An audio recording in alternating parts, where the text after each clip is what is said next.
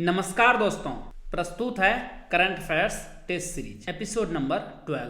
पहला प्रश्न है, हाल ही में दिवंगत हुए हिंदी सिनेमा के महान अभिनेता धर्मेंद्र से संबंधित इन्हें भारत सरकार द्वारा किस वर्ष पद्म भूषण सम्मान से सम्मानित किया गया था?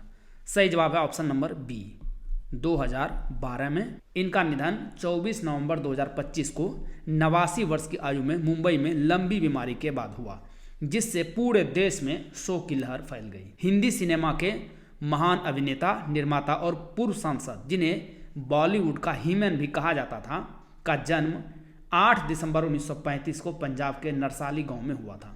वे एकमात्र अभिनेता हैं जिन्हें फिल्म फेयर सर्वश्रेष्ठ अभिनेता पुरस्कार 1966 में अनुपमा के लिए, life time achievement award 1997, silver jubilee award 1991 और पद्म भूषण पुरस्कार 2012 सहित कई सम्मान मिले। धर्मेंद्र की आधिकारिक जीवनी पुस्तक Dharmendra a biography not just a human के लेखक कौन है? सही जवाब है option number D, Rajiv M Vijayakar. 6 दशकों में धर्मेंद्र ने 300 से अधिक फिल्में की, जिनमें फूल और पत्थर, अनुपमा, सत्यकाम, चुपके चुपके, शोले, मेरा गांव मेरा देश, धर्मवीर, यमला पगला दीवाना श्रृंखला, रॉकी और रानी की प्रेम कहानी 2023 और तेरी बातों में ऐसा उलझा जिया 2024 इनकी अंतिम फिल्म थी। एक और फिल्म जो कि आधी अधूरी रह गई है, वो जल्द ही रिलीज होगी। 2004 में ये बीकानेर से भाजपा के सांसद भी रहे थे। कोलंबो सिक्योरिटी कॉन्क्लेव की 7वीं एनसीए स्तरीय बैठक में किस देश ने छठे पूर्ण सदस्य के रूप में शामिल होने का निर्णय लिया? सही जवाब है ऑप्शन नंबर सी, सेशल्स। नई दिल्ली में एनएसए स्तरीय बैठक आयोजित हुई, जिसमें सेशल्स को छठे पूर्ण सदस्य के रूप में शामिल किया गया और देश का प्रतिनिधित्व मेजर जनरल माइकल रोसेट ने किया।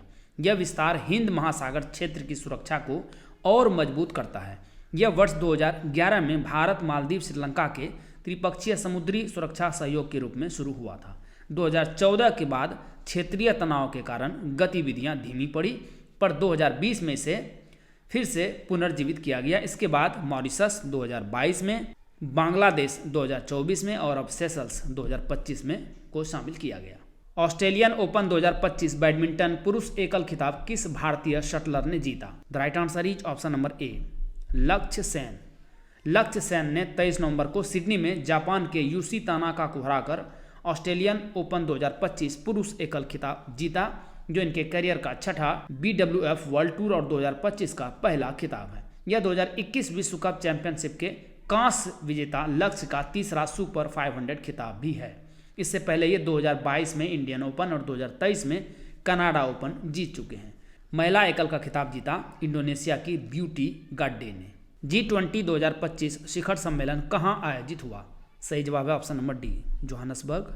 यह शिखर सम्मेलन 22 से 23 नवंबर को जोहानसबर्ग के नासरेक एक्सपो सेंटर में आयोजित हुआ, जो अफ्रीकी महाद्वीप पर पहला G20 सम्मेलन था और अफ्रीका तथा ग्लोबल साउथ की प्राथमिकताओं पर केंद्रित रहा। दक्षिण अफ्रीका ने नवंबर 2024 से अध्यक्षता संभाली और 30 नवंबर 2025 को इसे अमेरिका को सौंप दिया।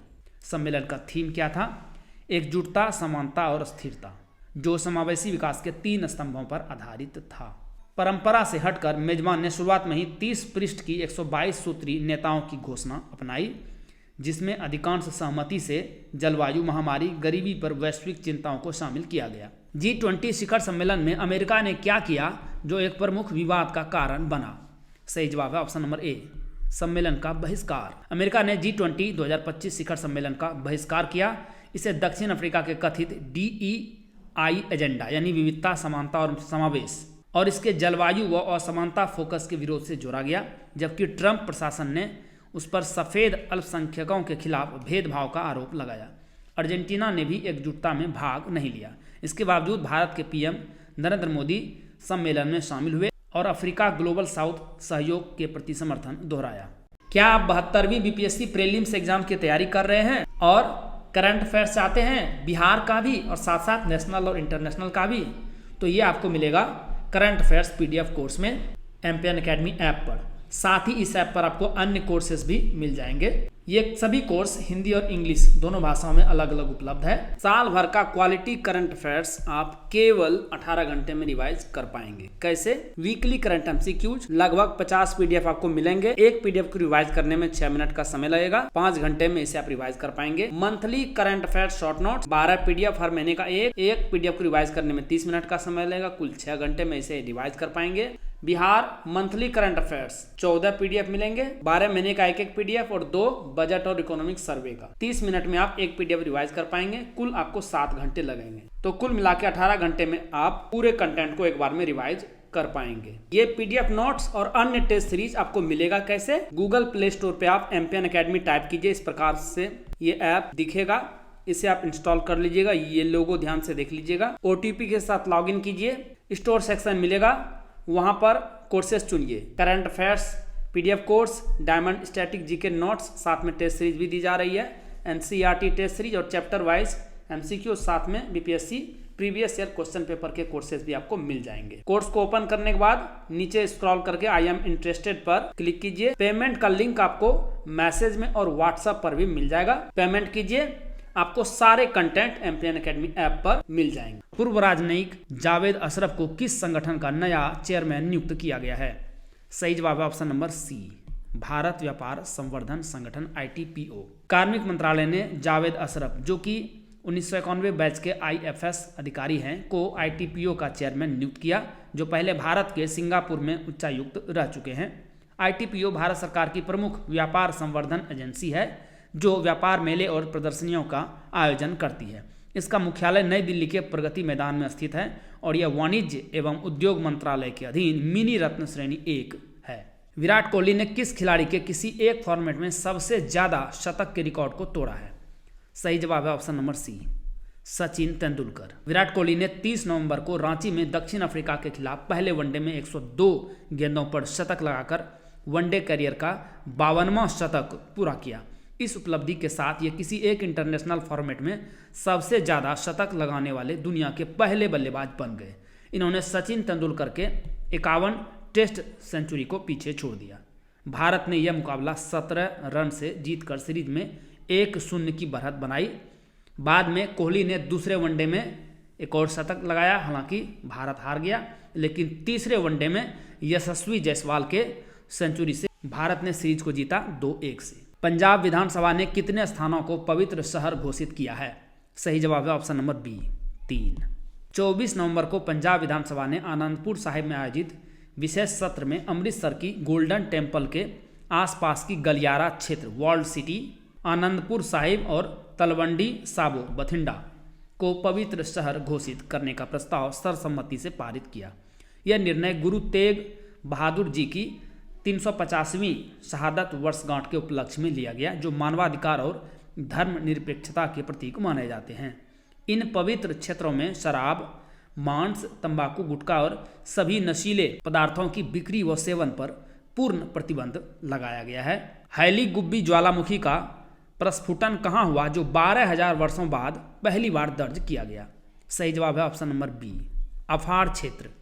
इथियोपिया के अफार क्षेत्र का हैली गुब्बी ज्वालामुखी, जो लगभग 12,000 वर्षों से डोरमेंट था, सुसुप्त था, 23 नवंबर 2025 को पहली बार दर्ज इतिहास में फटा। यह शील्ड ज्वालामुखी पूर्वी अफ्रीकी भ्रंश के पास स्थित एटा एले पर्वतमाला का हिस्सा है, जहां अफ्रीकी अरेबियन प्लेटें अलग हो रही हैं, जिससे मैग्मा का निर्माण होता है। विस्फोट में 14 किलोमीटर ऊंचा राख और SO2 का गुब्बारा उठा, जो लाल सागर पार यमन और ओमान होते हुए दक्षिण एशिया की ओर बढ़ा।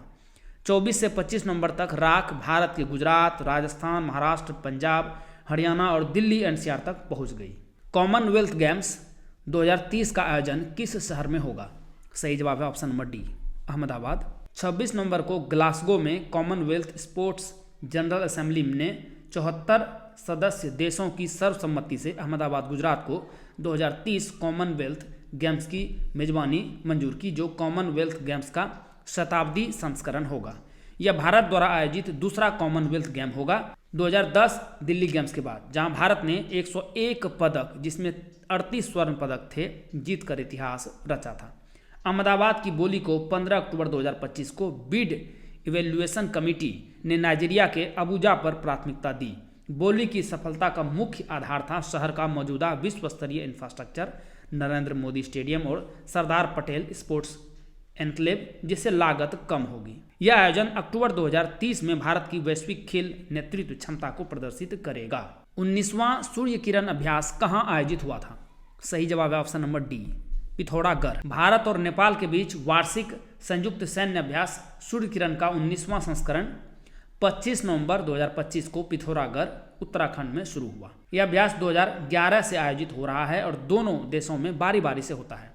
पिछला संस्करण सलझांडी नेपाल में हुआ था।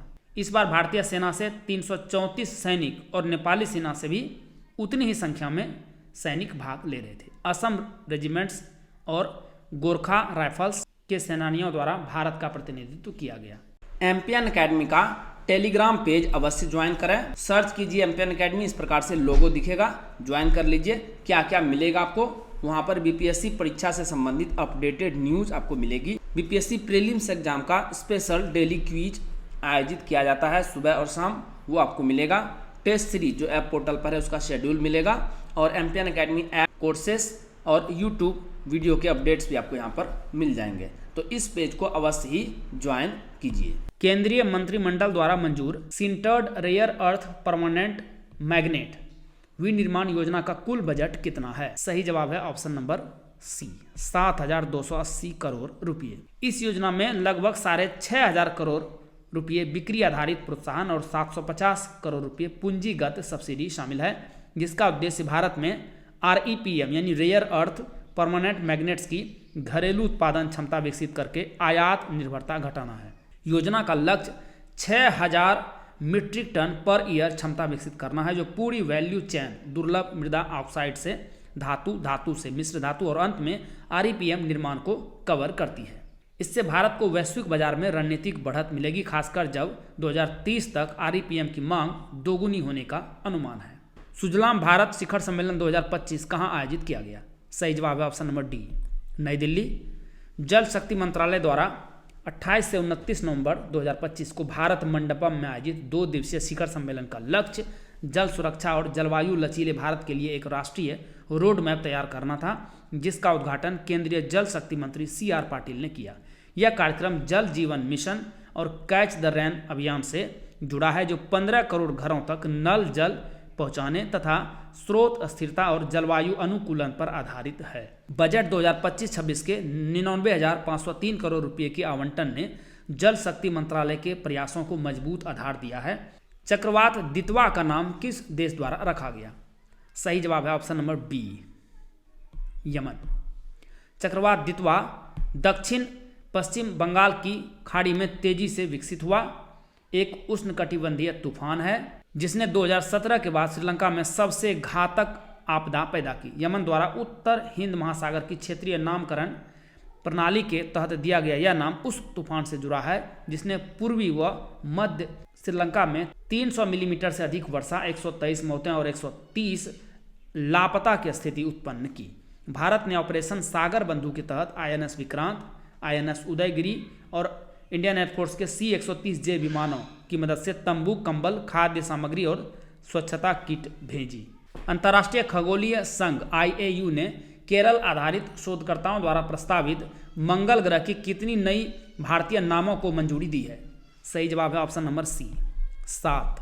IAU ने 24 नवंबर को मंगल के जैंथे टेरा में स्थित 3.5 अरब वर्ष पुरानी विशेषताओं के लिए 7 नए नाम, तस्वीर में देखिए, कृष्णन क्रेटर, वलियामाला वर्कला थुम्बा, बेकल क्रेटर, कृष्णन प्लेटस और पेरियार घाटी वालिस को मंजूरी दी। ये नाम केरल के शोधकर्ताओं आसिफ इकबाल, कक्का सेरी और राजेश VJ द्वारा प्रस्तावित थे, जिनमें से पेरियार घाटी 50 किलोमीटर का नाम केरल की सबसे लंबी नदी पेरियार के आधार पर रखा गया है और कृष्णन क्रेटर के भीतर स्थित है। मंगल ग्रह पर कृष्णन प्लेनस किस प्रकार की विशेषता है और इसका स्थान क्या है? सही जवाब है option number D.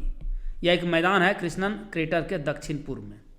Krishnan planes जो MS कृष्णन के सम्मान में नामित एक प्राचीन मैदान है, कृष्णन क्रेटर के दक्षिण पूर्व में स्थित है और 3.5 अरब वर्ष पुराने जैंथे टेरा क्षेत्र की हिमनद तथा नदीय गतिविधियों से भूवैज्ञानिक रूप से जुड़ा है। 56वें अंतर्राष्ट्रीय फिल्म महोत्सव में कंट्री ऑफ फोकस के रूप में किस देश को चुना गया? सही जवाब है ऑप्शन नंबर सी, जापान।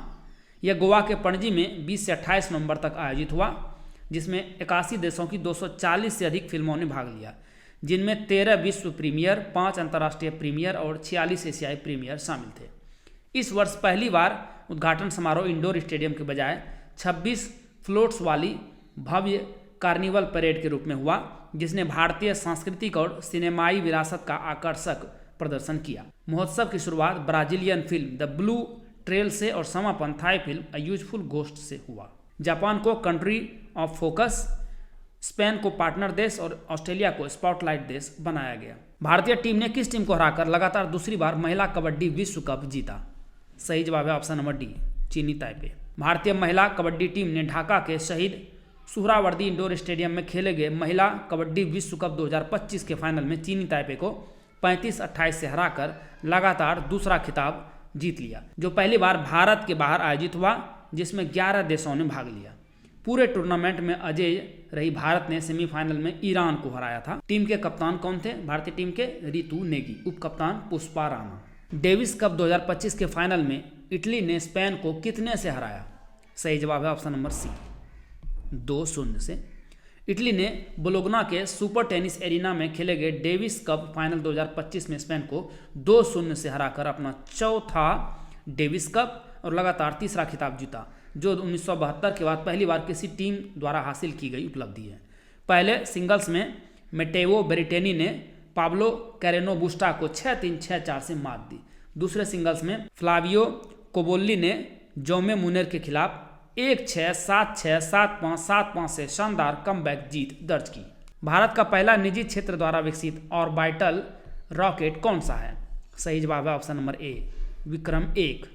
27 नवंबर को पीएम मोदी ने वीडियो कॉन्फ्रेंस के माध्यम से हैदराबाद स्थित स्काईरूट एरोस्पेस इन्फिनिटी कैंपस का उद्घाटन किया और भारत के पहले निजी क्षेत्र द्वारा विकसित वाणिज्यिक ऑर्बिटल रॉकेट विक्रम 1 का अनावरण किया, जो 300 किलोग्राम पेलोड को लो अर्थ ऑर्बिट में स्थापित करने वाला बहुचरणीय लॉन्च वाहन है। इसमें carbon fibre body, 3D printed liquid engine और 24 से लेकर 72 घंटे में असेंबली टू लॉन्च जैसी उन्नत क्षमताएं हैं।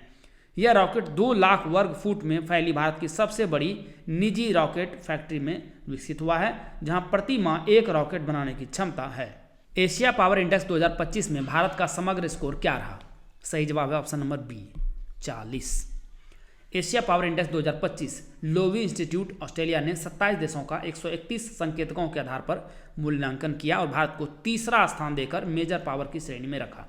अमेरिका 80.5 के स्कोर के साथ पहले स्थान पर, चीन 73.7 के स्कोर के साथ दूसरे स्थान पर रहे। भारत का समग्र स्कोर 38.8 से बढ़कर 40 हो गया, जो 0.9 अंकों का सुधार दर्शाता है। भारत ने आर्थिक क्षमता में तीसरा स्थान हासिल कर जापान को पीछे छोड़ा और भविष्य संसाधनों में उल्लेखनीय सुधार किया। सांस्कृतिक प्रभाव में भी भारत को 2.8 अंकों की वृद्धि मिली, जिससे इनकी सॉफ्ट पावर मजबूत हुई है। माही नदी का उद्गम कहाँ से होता है? सही जवाब है ऑप्शन नंबर ए, मेहंद झील से। माही नदी, जिसे इसके विशाल प्रवाह के कारण महिसागर भी कहा जाता है, हाल में राजस्थान के बांसवाड़ा जिले में यू आकार के अनूठे लूप के कारण चर्चा में रही, जो इसे कर्क रेखा को 2 बार पार करने वाली भारत की एकमात्र नदी बनाता है। यह नदी मध्य प्रदेश के धार जिले में विंध्याचल पर्वतमाला की उत्तरी ढलान से शुरू होकर दक्षिण की ओर बढ़ती है और फिर राजस्थान के वागड़ क्षेत्र में प्रवेश करती है। बांसवाड़ा के खांडू गांव के पास यह अद्वितीय यू आकार की लूप बनाती है और डूंगरपुर बांसवाड़ा सीमा तय करती है। इसके बाद यह दक्षिण की ओर मुड़कर गुजरात के पंचमहाल जिले में प्रवेश करती है। अंततः कंदाना बांध के डाउन स्ट्रीम बहते हुए यह खंबात की खाड़ी यानी अरब सागर में मिल जाती है। इसकी लंबाई कितनी है? 583 किलोमीटर। ऑरिजिन होता है मध्य प्रदेश में, एरिया है 36,000 स्क्वायर किलोमीटर। ऑसिनडेक्स 2025 अभ्यास कहाँ आयोजित हुआ? सही जवाब है ऑप्शन नंबर सी, उत्तरी प्रशांत महासागर। ऑसिनडेक्स 2025 भारत ऑस्ट्रेलिया का द्विपक्षीय नौसैनिक अभ्यास अपने 6ठे संस्करण के रूप में उत्तरी प्रशांत महासागर में आयोजित हुआ, जिसमें भारतीय नौसेना का INS सह्याद्री और रॉयल ऑस्ट्रेलियन नेवी का हमास बैलरट प्रमुख युद्धपोत रहे। यह अभ्यास 2015 से हर 2 वर्ष में आयोजित होता है। आपकी योजना, आपकी सरकार, आपके द्वार योजना किस राज्य सरकार द्वारा शुरू की गई है? सही जवाब है option number C, Jharkhand. Jharkhand सरकार ने जिला स्तरीय कैंपों के माध्यम से अपना सालाना पब्लिक सर्विस आउटरीच अभियान आपकी योजना, आपकी सरकार, आपके द्वार शुरू किया, जिसकी पहली साप्ताहिक theme right to service week है और इस वर्ष यह सेक्टर वार फोकस के साथ चलेगा। इसका उद्देश्य डोर स्टेप गवर्नेंस प्रदान करना है, जिसके तहत विभागीय, पंचायत और ब्लॉक स्तर पर ऑन स्पॉट सर्विस देंगे। फिडे विश्व कप 2025 का विजेता कौन बना? सही जवाब है option number D, Javokhir Sindarov. इसका आयोजन 31 अक्टूबर से 27 नवंबर तक गोवा के रिजॉर्ट रियो में हुआ। उज्बेकिस्तान के 19 वर्षीय ग्रैंड मास्टर जावोखिर सिंदारोव ने खिताब जीतकर अब तक के सबसे युवा विजेता बनने का रिकॉर्ड बनाया। फाइनल में इन्होंने चीनी ग्रैंड मास्टर वेई यी को हराया। आईसीसी महिला इमर्जिंग नेशंस ट्रॉफी 2025 का विजेता कौन बना? सही जवाब है ऑप्शन नंबर बी, थाईलैंड।